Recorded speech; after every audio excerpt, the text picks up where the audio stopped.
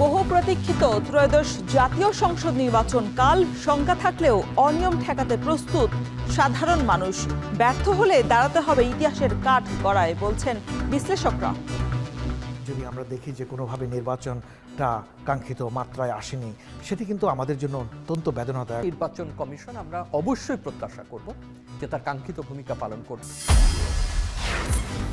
আজ সব কেন্দ্রে পৌঁছাবে ব্যালট। সকাল থেকে প্রিজাইডিং অফিসারদের কাছে নির্বাচনী সরঞ্জাম সরবরাহ, নির্ভয়ে ভোট দেওয়ার আহ্বান প্রধান উপদেষ্টার।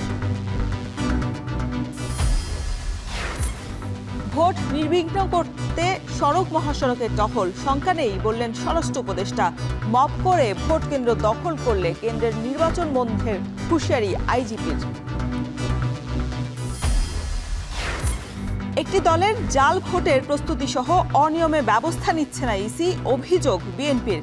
এজেন্টদের হুমকি দেওয়ার অভিযোগ, জামায়াতের ভোটের ফলাফল বুঝে নেওয়ার আহ্বান।